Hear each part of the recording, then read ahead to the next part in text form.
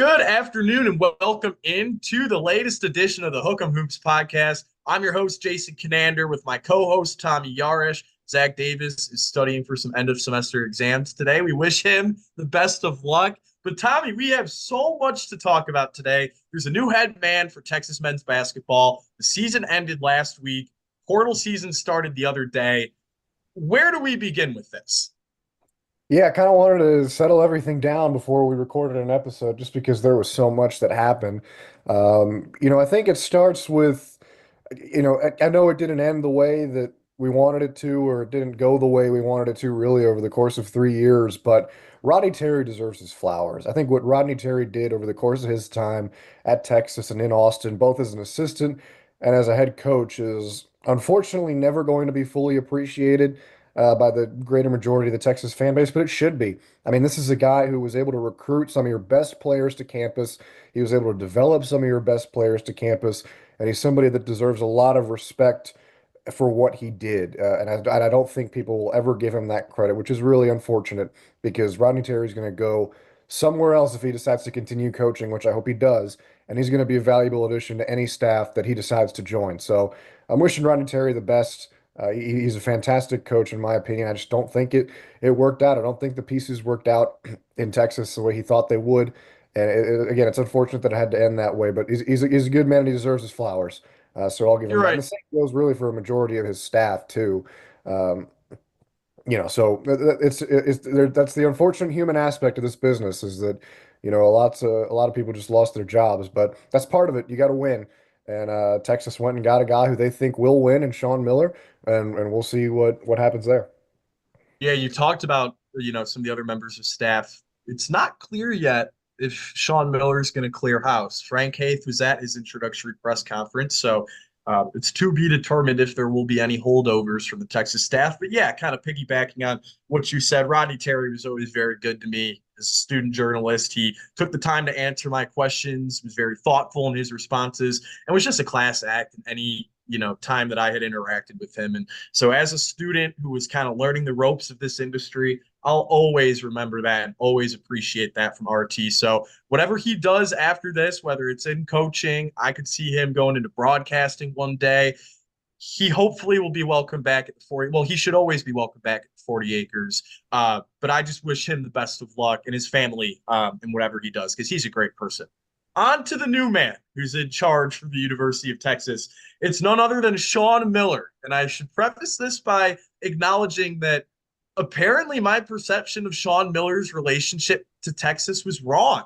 Apparently, Texas's interest in Sean Miller was just as great, if not greater, than Sean Miller's interest in the school. And that's why we're here with Sean Miller as the new head coach. He was introduced on Tuesday. He has probably been walled up in his office the last 2 days, doing phone calls, meeting with transfers, trying to get his staff in order. Tommy, I want to hear your initial thoughts on the hire.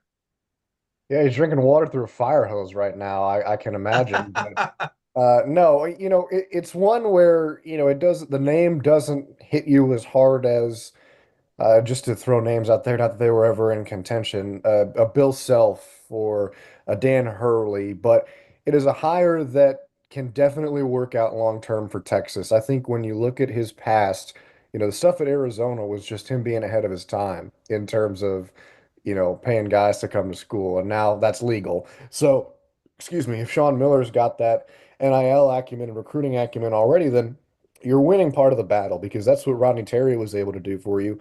And now it's okay. Can we translate this to development on the court and wins on the court? And I think Sean Miller has a better chance to do that for you, or at least Texas does.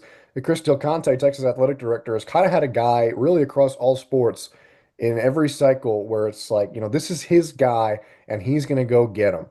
And usually he does. I think the one he didn't get during his entire tenure thus far, at least that I know of, was Sonny Dykes, and they went with Steve Sarkisian instead, and that Yeah. worked out pretty well for Texas football. So there are no complaints there. But this is a guy who Sean Miller was probably the leader in the clubhouse if Texas did not hire Rodney Terry when Chris Beard was let go. So this feels like a long time coming for Texas and a long time coming for Sean Miller, who when he was at his best at Arizona, he's winning conference titles.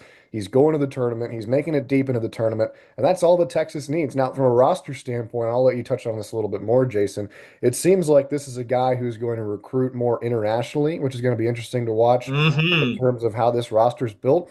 And it Oh seems yeah. like there might finally, finally be some size on this roster, 1 through 5, instead of just having 18 different forwards that are 6'9" and 6'8" and expecting them all to rebound.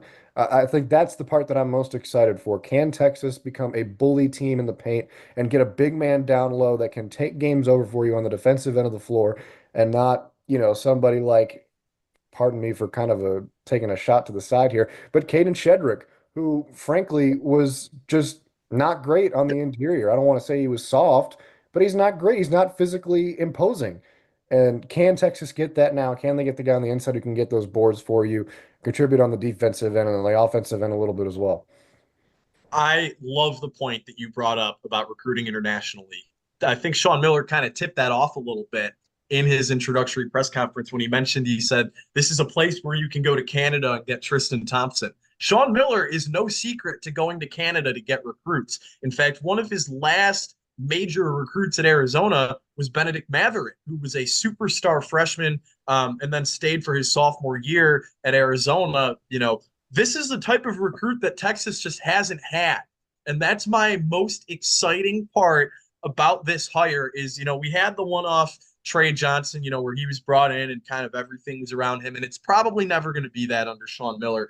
But we're going to have a nice mix between blue chip guys, ideally if Sean Miller is able to make the most of the resources that he's privy to now.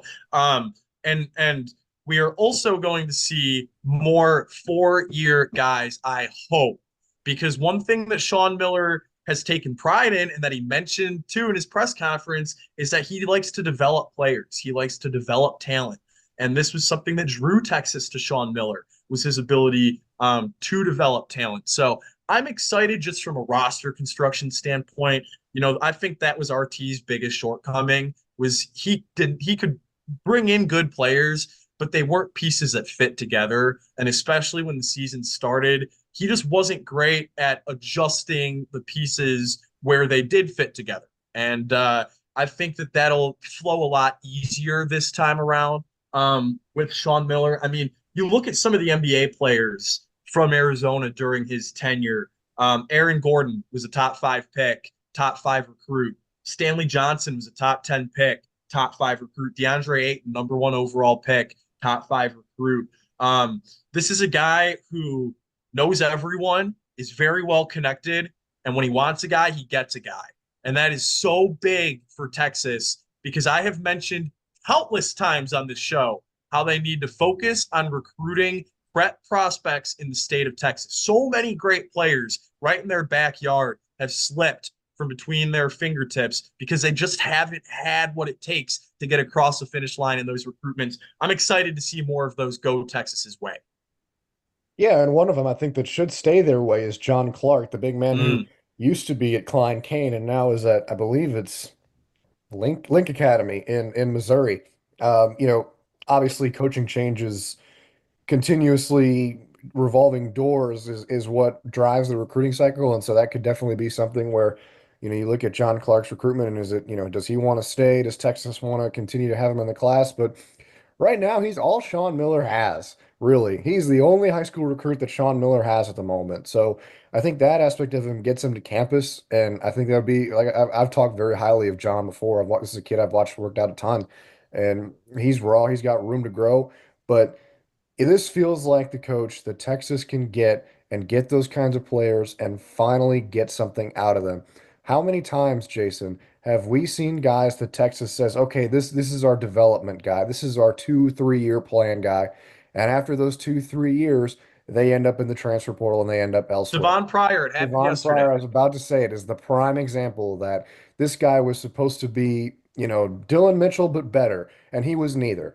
And, that's not to say that he can't be. That's just he wasn't that at Texas. And, what excites me too about Sean Miller is if this is, 4 year players, this is building longevity for a program. This is something where you don't go up and down the roller coaster of you're a tournament team this year that makes it to the Sweet 16. You lose your entire roster, and now you're, on the bubble the next season. I think this can be a program that just constantly fills its roster holes and is able to, consistently compete for the second weekend in the tournament because that's going to be the expectation.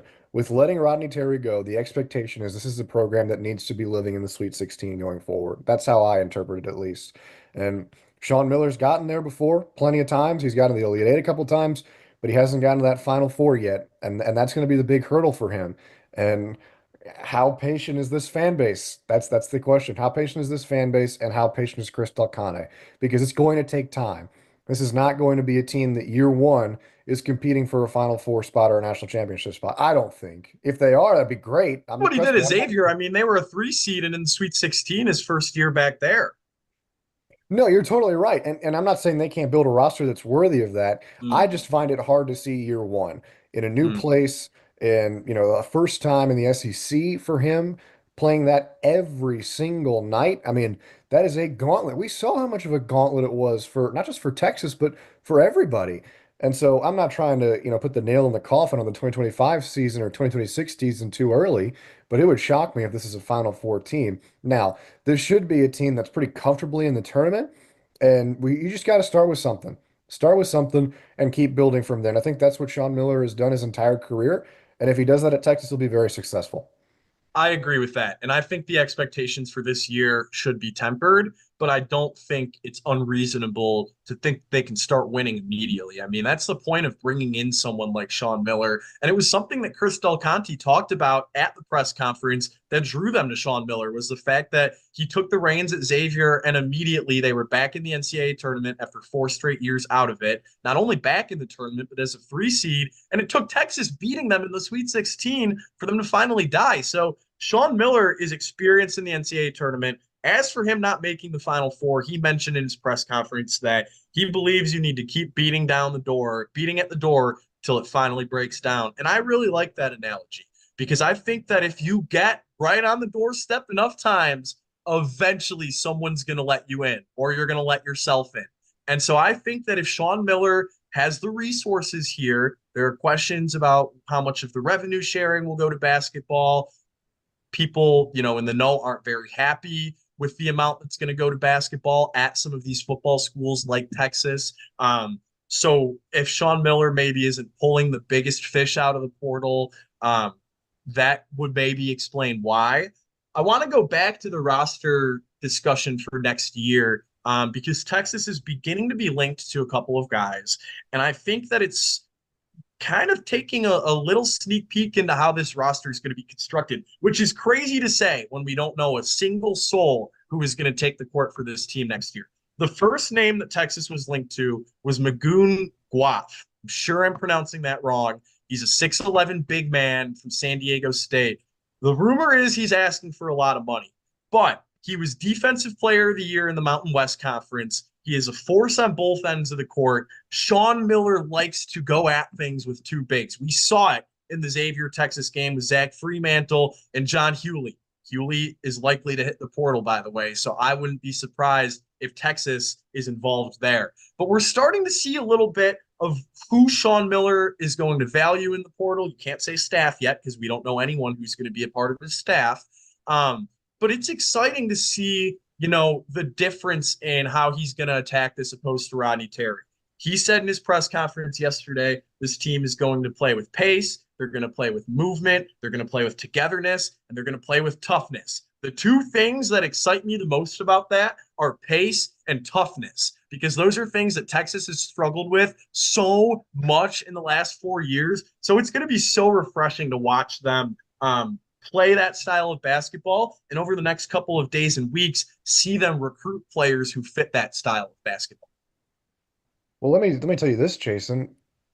You've got two guys who were on the roster last year that can do that for you. Mm-hmm. Kendall Weaver is the spitting image of movement and toughness. He does both very well. Sometimes he's a little bit out of control in some of what he does, but if Sean Miller can, but he's been so good when he's out of control. That's the thing, is I think he was a little bit more reined in this year, and if he continues to just get reined in and polished, you've got a really, really good player on our hands. You just look at how good this team was, how different this team was when he was on the floor versus when he wasn't. And when Kendall Weaver was injured versus when he wasn't. It was a completely different, excuse me, basketball team. And it was the only reason that Texas made it to the NCAA tournament was because of Kendall Weaver's return.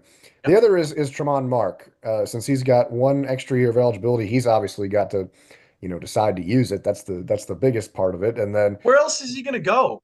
that's a good question. It's a good question. But then the other part of that too is Sean Miller's got to want to have him on the roster.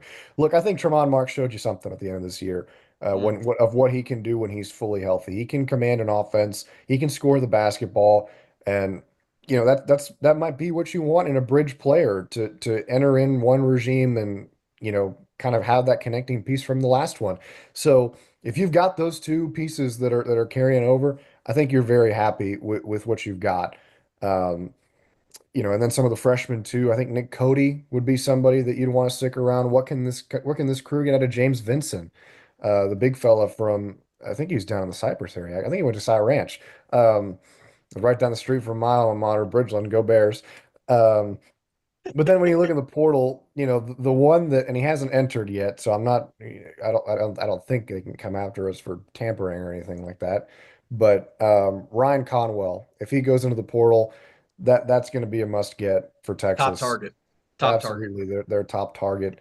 Um, Probably already is, even though he's yeah, not he a big probably is, and he's a good player, so he'll have a market if it's not Texas, but that's your piece of the new staff that comes in and kind of shows everybody the ropes because I feel like you do need that in this day and age of college basketball and really college athletics is when a new coach comes in, somebody who can come in and help some of the newer guys or Mm. the guys who are from the previous roster get accustomed to, the new way of doing things. And it helps your head coach out with some familiarity in terms of what he's got from a personnel standpoint. So it's a win for all parties, I think. But you've got two pieces on your roster that if you retain them, you're in a good spot.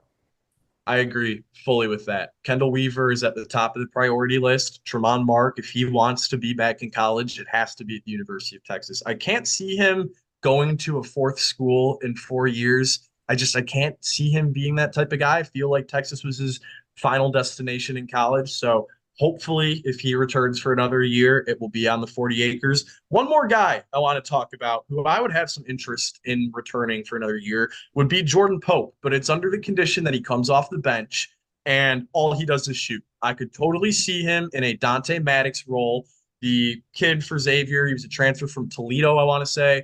Chicago area kid. Some of my friends played at AAU with him. Fun guy, loves to shoot the basketball, as we saw against Texas. I could see Jordan Pope playing that role because that's a guy who, when he heats up, he can't miss. And that's a good commodity to have off your bench. But there's just so many holes in his game where I think Texas could do better at the point guard position.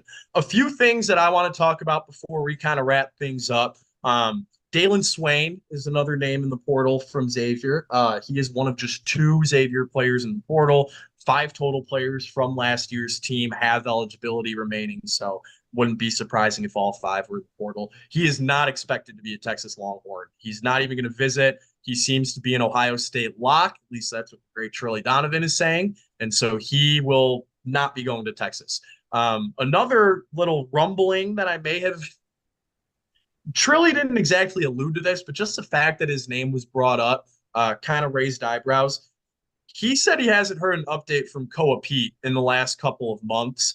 I wouldn't be surprised if Texas is getting re-involved in that recruitment, just considering Sean Miller's connections to Phoenix, the state of Arizona, and Texas's real lack of young players, any players, if we're being honest, but they need some young guys to build around. And Koa Pete has been regarded as the safest guy in this 25 class. He's going to come into college and probably immediately average 12 and 8, which is a good commodity to have as a freshman. So that's another guy who, if he decommits, I don't even think he's committed somewhere right He's now. not committed anywhere. No, he's Yeah, not. so he was expected to commit to, I want to say it was Arizona State was trending really heavily for him. And then, the Bobby Hurley stuff, and he's returning for another year, but it feels kind of less likely. I wouldn't be surprised at all if Texas starts prioritizing Koa Pete, especially since he's a top 10 recruit. He's unsigned. There's a familiarity in the area. I'm sure Sean Miller has been recruiting him for a long time because back when Koa Pete was a freshman in high school was Sean Miller's last year at Arizona. Um, so those are a couple of names just that either will or won't be going to Texas, for lack of a better way to group those names into a category. Tommy, I have to ask you, what excites you the most about this hire? If you had to pick one thing. I think the toughness aspect of it, when you look at Xavier's teams, they did two things really well. I thought they shot the ball well and they played hard. And I think that, Texas had the shooting aspect of it, and at times they played hard, but Sean Miller's team played hard every game. And it was a battle every time that you played the Musketeers. And so I think that is what Texas needs. Look, when you look at the SEC, their calling card is toughness.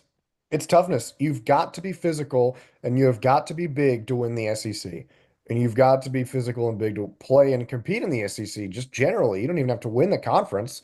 This year shows you that if you're in the top half of that league, you're going to get a high seed in the tournament, and odds are you're going to be pretty darn good through the first couple of rounds. So that aspect of what Sean Miller has done and what he's got in his DNA is what Texas fans should be excited about. And if you're able to kick the tires back on a guy like Koa Pete and get him in the boat, or you get some of these transfer portal guys who have played for a couple of years and know his system and know what's expected of a Sean Miller team, then you're going to have a much, better team top to bottom, I think, than what Texas had the last 2 years under Rodney Terry, where it just felt like, okay, we're going to get a bunch of scores and a bunch of offensive weapons and just hope we can run everybody out of the gym. Well, that's fine if you've got the roster that Alabama has, but they didn't have the roster that Alabama has. So the issue was always, can you get one more stop on the defensive side? Can you get the offensive rebounds? And Texas wasn't able to do that. I think under Sean Miller, they will. I love that point that you made about the roster construction and kind of being a little bit more cautious with who you're bringing in and how they fit the system, because I just always think back to Chris Beard's only full year at Texas when he brought in arguably the top portal class, and it was just like a hodgepodge group of players who had averaged 20 points per game at their last school, and then everyone got to campus. It's like, okay, how is this going to fit? And it didn't fit at all. Trey Mitchell transferred or had quit the team. That's the best way to put it. He quit the team in January. The one NBA player on the roster, Jalen Tyson, transferred in December, and it was just a total mess. So roster construction is something that I am excited. Fingers crossed will be better. Obviously, we have to see the pieces that are brought in and how they fit. But for me, I'm excited that Texas has a head coach who can bark and bite with the big dogs in this conference. I think Sean Miller can recruit with the top names in this conference. He can coach against the top names in this conference. The reason why Texas didn't beat Tennessee, Florida, Alabama, Auburn this year, they had some close games with them. The reason why they didn't beat them, no offense to Rodney Terry, was because of the coaching mismatch. And that's, why Texas lost to Tennessee, lost to Xavier, and then Texas obviously agreed because they hired Sean Miller. So I'm excited that Texas has a coach now that is SEC level on the court, off the court, on the recruiting trail. I'm just really excited about this hire. More excited than I was when the news broke and when it seemed like this was the direction things were headed. But it's Miller time, baby. The Sean Miller era is underway at the University of Texas, and I'm excited about it. Do you have any last thoughts? No, I'm excited there with you, and I'll send you a box of Miller Lights to celebrate the occasion. But no, it's exciting, and now you've got your guy in the boat. Now my biggest question going forward is what is this 2026 roster going to look like? That's what Mm-hmm. I'm going to have my eye on, and I know that we'll talk about this team at length. When some of these guys start hopping in the boat and we take a look at what they've got. But yeah, it's going to be a good episode for us here on the Hook 'em Hoops Pod, and hopefully we can get Zach back with us after he aces his exam tomorrow.